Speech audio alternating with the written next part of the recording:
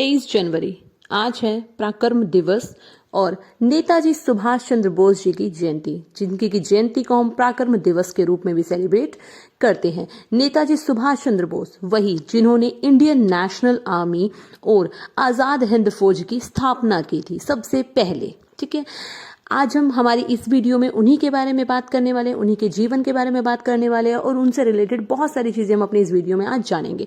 So beginning for विकुंज में आपका स्वागत है। नेताजी सुभाष चंद्र बोस, जिनको कि हमें कह सकते हैं कि जिनका कि जन्म 23 जनवरी 1897 कटक डिस्ट्रिक्ट उड़ीसा इंडिया में हुआ था। ठीक है, इसके अलावा उनकी जो डेथ की अगर हम बात करें तो 18 अगस्त 1945 को 48 साल की उम्र में उनकी डेथ हुई थी एक एयर क्रैश में। ठीक है ना, कहाँ पे? ताइपाई ताइवान में। ठीक है, उनकी प्लेन क्रैश में एक उनकी डेथ हो जाती है। ठीक है, इसके अलावा अगर हम देखें तो ये कौन सी पॉलिटिकल पार्टी से बिलोंग करते हैं तो इंडियन नेशनल कांग्रेस से बिलोंग करते हैं और इसके अलावा बाद में कहें तो उसी से स्प्लिट होकर बनी थी फॉरवर्ड ब्लॉक, उससे बिलोंग करते हैं। ठीक है, कॉज ऑफ डेथ आपको पता लग ही चुका है, एयर क्रैश में इनकी डेथ हुई थी। इनकी वाइफ की अगर हम बात करें तो एमिली सेंचकिल इनकी वाइफ का नाम है। इन्होंने बड़े हिडन तरीके से वेडिंग की थी, शादी की थी, जिसके बारे में बहुत कम लोगों को ही पता है। ठीक है, अगर मैं पॉलिटिकली बात करूं तो ये क्या है, एक तरीके से leader of Indian national army रहे थे। कब से लेकर कब तक?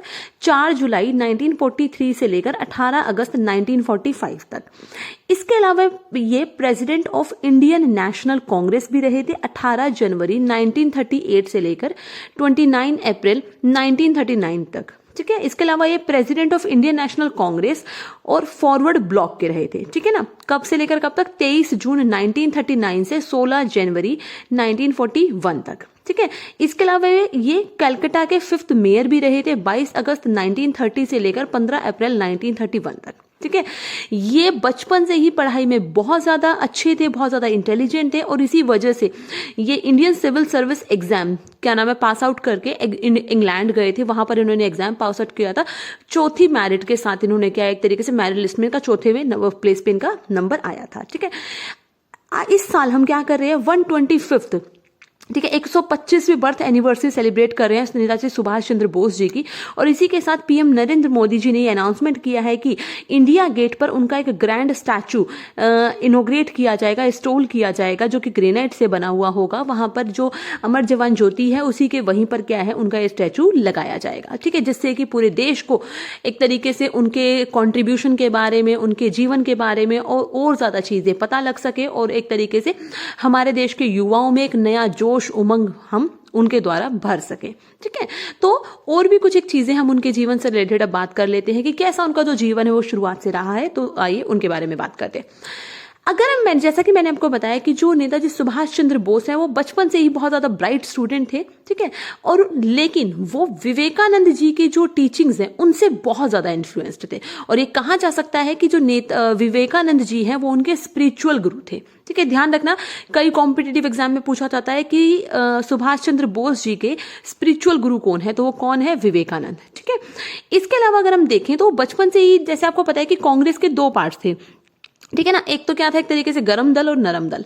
तो एक जो सुभाष चंद्र बोस हैं वो कांग्रेस का जो यूथ जो कांग्रेस थी ना उससे स्टार्टिंग में ही बिलोंग करते थे और उसके रेडिकल विंग से बिलोंग करते थे इंडियन नेशनल कांग्रेस के, क्योंकि ये हमेशा से ही गरम दल वाले थे। मतलब ये एक तरीके से इनका मानना था कि आजादी एक ऐसी चीज है जिसको आपको कोई देगा नहीं, आपको छीननी पड़ेगी। ठीक है ना, तो इनका एक सीधा साधा मानना था। तो इसी वजह से उनकी आइडियोलॉजी की वजह से ही क्या है महात्मा गांधी जी के साथ क्या है जो उनकी जो आइडियोलॉजीज थी वो थोड़ी कॉन्ट्राडिक्टरी रहती थी। क्योंकि आपको पता है गांधी जी कैसे थे, नॉन वायलेंस को फॉलो करने वाले थे और सुभाष चंद्र बोस का तो सीधा कहना था अगर आजादी लेनी है तो वायलेंस भी करना पड़ेगा, आपको स्ट्रगल भी करना पड़ेगा और आपको लड़ना भी पड़ेगा। ये समझ लीजिए कि अगर अंग्रेजों के साथ लड़ना है भिड़ना है तो उसके लिए भी तैयार रहिए। ठीक है, इसी के साथ अगर हम देखें तो 22 जून 1939 को सुभाष चंद्र बोस ने ऑल इंडिया फॉरवर्ड ब्लॉक को बनाया था, जो कि एक तरीके से इंडियन नेशनल कांग्रेस से ही टूटकर बना था। ठीक है, देखिए मैंने आपको बताया कि जो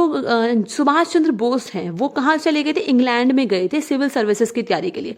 लेकिन वो बीच में ही अपना जो सिविल सर्विस है वो उसका जो अपेरेंटशिप है उसको बीच में ही छोड़कर आ गए थे। क्यों? क्योंकि जब उनको जलियांवाला बाग मैसेकर के बारे में पता लगा तो उनको बहुत ज्यादा दुख पहुंचा और उनको लगा अगर मैं इस सिविल सर्विस को ज्वाइन रखूंगा तो कहीं ना कहीं तो मैं अंग्रेजों की साइड पे ही तो हुआ ना। तो इस वजह से वो 1921 में इंडिया वापस आ गए थे, बीच में ही अपनी अपेरेंटशिप को छोड़कर, ठीक है। और इंडिया आकर क्या है, एक तरीके से वो इंडियन नेशनल कांग्रेस से जुड़े, और इसी के साथ उन्होंने क्या है, हमारे कंट्री के जो नेशनल मूवमेंट्स है उनसे अपने आप को जोड़ लिया। और उन्होंने क्या है, शुरुआत में अगर मैं कहूं तो बंगाल में की साइड क्या है, देश बंधु चित्तरंजन दास, ठीक है, की लीडरशिप में उन्होंने क्या है, एक तरीके से अपना पॉलिटिकल कैरियर शुरू किया था। और इसी वजह से देश बंधु चित्तरंजन दास जी को उनका पॉलिटिकल गुरु भी कहा जाता है, ठीक है। इसके अलावा कुछ स्पेशल इंसिडेंट की अब बात कर लेते हैं। देखिए वो कुछ चीजों के खिलाफ थे। पहली चीज तो क्या था, वो जो डोमिनियन स्टेटस जो इंडिया को दिया गया था ना, वो उस चीज के खिलाफ थे। आपको पता है साइमन कमीशन आया था, तो उसके बाद क्या, साइमन कमीशन का विरोध हुआ था, तो इंडिया को डोमिनियन स्टेटस दिया गया था, तो वो उस चीज के खिलाफ थे। इसके अलावा क्या है, उनको जब CDM movement, civil disobedience movement Gandhi ji ने जो लॉन्च किया था, उस टाइम पीरियड के बीच में उनको क्या है, जेल भी जाना पड़ा था, ठीक है। और बाद में जब गांधी जी ने क्या है, इरविन के साथ गांधी इरविन पैक्ट साइन किया था, तो उसके बाद क्या है, उनको जेल से रिहा किया गया था, ठीक है।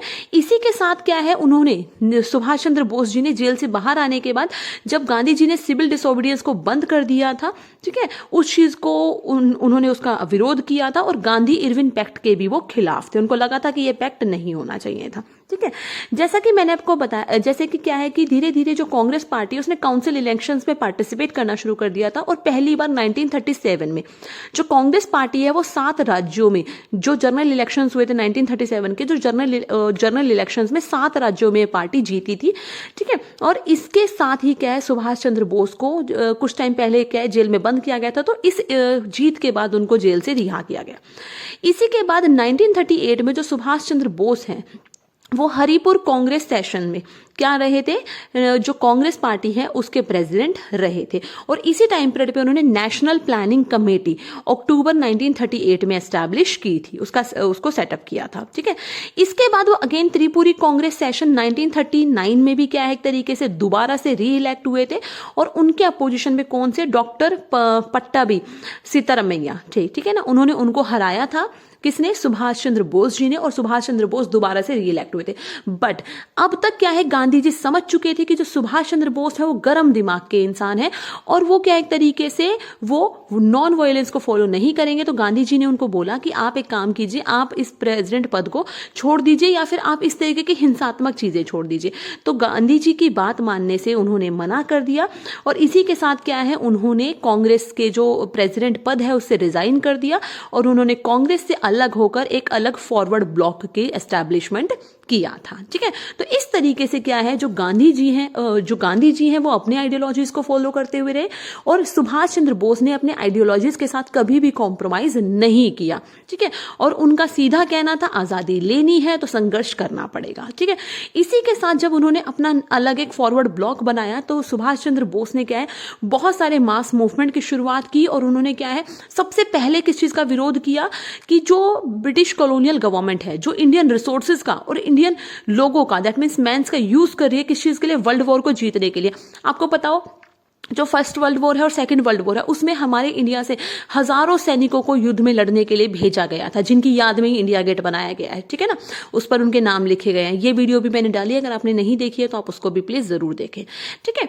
तो उन्होंने क्या है, इस चीज का विरोध किया कि आप हमारे इंडिया के रिसोर्सेज का और लोगों का यूज कैसे कर सकते हो युद्ध लड़ने के लिए। तो इस वजह से ब्रिटिश कॉलोनियल गवर्नमेंट ने उनको रोकने की कोशिश की, कई बार उनको जेल भी जाना पड़ा, और उनको क्या है, हाउस अरेस्ट कर दिया गया था कैलकाटा में, उनके घर पर ही, ठीक है।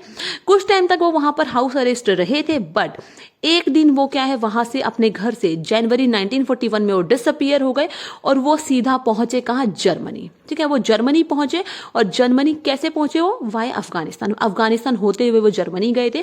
और जर्मनी जाकर उन्होंने क्या एक तरीके से जर्मनी एंड जापान के साथ हाथ मिलाया। देखिए क्यों मिलाया हाथ, क्योंकि उस टाइम पे आपको पता है वर्ल्ड वॉर 2 में एक्सिस एंड अलाइड पावर्स, दो मेन ग्रुप क्या है, आपस में लड़ रहे थे।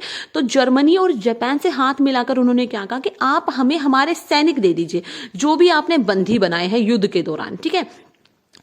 और मैं क्या करूंगा, उनको ट्रेंड करूंगा और उनको ब्रिटिश एम्पायर जो कि आपके दुश्मन है उनके खिलाफ लड़वाऊंगा। ठीक है, देखिए ये क्या हो गया, दुश्मन का दुश्मन दोस्त वाली नीति हो गई ना। तो इस तरीके से क्या है, सुभाष चंद्र बोस जी ने क्या है, एक बड़े स्ट्रैटेजिक मैनर में काम किया और एक अपनी खुद की आर्मी तैयार की। ठीक है, और उसके बाद क्या है, वो जुलाई 1943 में वो सिंगापुर पहुंचते हैं, जर्मनी से सिंगापुर चले जाते हैं और वहां जाकर वो क्या करते हैं, आजाद हिंद फौज, जिसको कि पहले ही रास बिहारी बोस जी ने क्या है, जिसका एस्टेब्लिशमेंट कर दिया था, उसकी कमांड वो संभालते हैं। क्यों? क्योंकि रास बिहारी बोस जी उस टाइम तक काफी ज्यादा सीनियर हो चुके थे। और ये देखिए, जब भी किसी कंट्री की जो आर्मी बनाई जाती है ना, उसके लिए हमेशा किसी जोशीले इंसान की जरूरत होती है। क्योंकि देखिए, जब तक जोश नहीं होगा तो देखिए मोटिवेट करना बड़ा मुश्किल है ना। सोल्जर्स को मोटिवेट रखना जरूरी था। तो इसके लिए आपको पता है, जर्मनी में जाकर उन्होंने सबसे पहले वैसे एडोल्फ हिटलर से भी बातचीत की थी। और उनका एक बहुत फेमस इंसिडेंट है कि जब वो एडोल्फ हिटलर से मिलने गए थे कि क्या नाम है, आप हमारे सोल्जर्स को छोड़ दीजिए, तो एडोल्फ हिटलर ने क्या किया था, बहुत बार क्या फेक हिटलर सामने आया। तो बहुत सारे सभी लोग जो वहां पर मीटिंग हॉल में बैठे थे सब खड़े हो गए, उनको ग्रीट करने लगे, बट सुभाष चंद्र बोस नहीं खड़े हुए। कई बार ऐसे फेक हिटलर आए और उन्होंने क्या एक तरीके से उनको ग्रीट नहीं किया। बट जब रियल में एडोल्फ हिटलर आया तो सुभाष चंद्र बोस जी उठे और उन्होंने उनसे हैंडशेक किया और उनको ग्रीट किया। लेकिन उन्होंने कहा कि आपको कैसे पता लगा कि मैं ही हूं असली एडोल्फ हिटलर? तो उन्होंने कहा कि देखिए जी, सोने की परख तो जोरी को ही होती है ना, तो सही चीज को सही कौन सही है वो तो देखकर पता लग जाता है। तो इस तरीके से एक बहुत फेमस इंसिडेंट है। और तब उन्होंने क्या एडोल्फ हिटलर से बातचीत की थी और उन्होंने कहा कि आप क्या कीजिए, मुझे हमारे सोल्जर्स दे दीजिए, मैं उनको ट्रेंड करूंगा और उनको क्या एक तरीके से आपके ही फेवर में, दैट मीन्स कि ब्रिटिश गवर्नमेंट के अगेंस्ट लड़ने के लिए तैयार करूंगा। ठीक है, तो इस तरीके से क्या है, जो सुभाष चंद्र बोस जी हैं वो क्या करते हैं, अपनी खुद की इंडियन नेशनल आर्मी बनाते हैं, जो कि पहले टुकड़ियों में डिवाइड थी। और सिर्फ ऐसा नहीं था कि उसमें सिर्फ मैन ही थे, उन्होंने मैन वुमेन हर ग्रुप को आर्मी का हिस्सा बनाया और उसके बहुत सारी ब्रांचेस भी बनाई थी। ठीक है ना, इंडियन नेशनल आर्मी की। ठीक है, तो इस तरीके से जो इंडियन नेशनल आर्मी है उसको बनाने के लिए हेल्प कहां से मिली, जर्मनी से, और उसको ट्रेनिंग कहां से मिली, जापान से। ठीक है, तो जापान के लोगों ने उनको क्या एक तरीके से वेपन्स वगैरह में और उनको ट्रेन करने में काफी ज्यादा हेल्प की थी। ठीक है, तो दैट मीन्स कि जो प्रिजनर्स थे वॉर के टाइम पे, उन लोगों को इकट्ठा कर कर उन्होंने उनके अंदर एक नया जोश भरा और तब जाकर उन्होंने अपनी एक इंडियन नेशनल आर्मी बनाई थी। ठीक है, अब जापान ने क्या किया था, जो अंडमान एंड निकोबार जो आइलैंड है उसको क्या कर दिया, सुभाष चंद्र बोस जी को सौंप दिया कि आप यहां जाइए और यहां पर आराम से अपनी जो आर्मी है उसको लेकर जाइए और वहां से आगे आप एंटर कर सकते हो। तो इसी के साथ क्या है, जो सुभाष चंद्र बोस है वो जनवरी 1944 में, ठीक है ना, जनवरी 1944 में क्या अंडमान निकोबार वो पहुंचे और उन्होंने अपना हेडक्वार्टर क्या है एक तरीके से शिफ्ट कर दिया, कहां पर, रंगून में।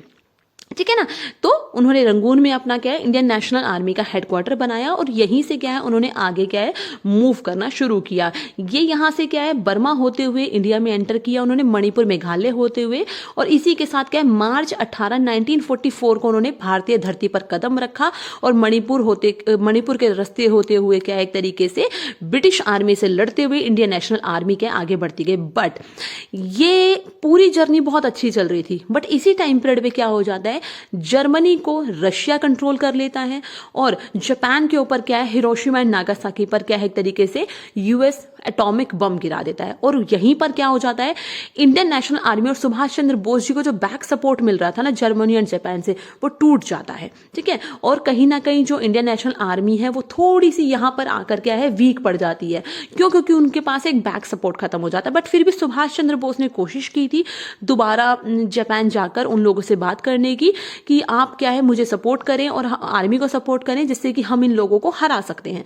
ठीक है, बट कोइंसिडेंटली और हमारा दुर्भाग्यवश में कह सकते हैं कि वहां से वापस आते समय 18 अगस्त 1945 को सुभाष चंद्र बोस जी का क्या है एक प्लेन क्रैश में, एक एयर क्रैश में उनकी डेथ हो जाती है ताइवान में। ठीक है, और ये बड़ी मिस्टीरियस डेथ है जिसके बारे में कहा जाता है कि ये कैसे हुई है किसी को नहीं पता, क्योंकि इसको लेकर कई बार ये अफवाहें भी उड़ाई गई कि सुभाष चंद्र बोस जी की डेथ नहीं हुई है, वो छुपे हुए हैं, वो साधु बने हैं, मतलब बहुत सारी चीजें आई क्योंकि उनका जो डिक्लेरेशन है वो कई दिनों बाद हुआ था कि उनकी डेथ हुई है। ठीक है, तो कोई क्लैरिटी नहीं थी उनकी डेथ कैसे हुई थी। इस तरीके से सुभाष चंद्र बोस जी का हमारे कंट्री को इंडिपेंडेंस दिलाने में एक बहुत ही बड़ा योगदान रहा है, जिसको कि हमारी जो कंट्री है, जो लोग हैं वो कभी नहीं भुला सकते।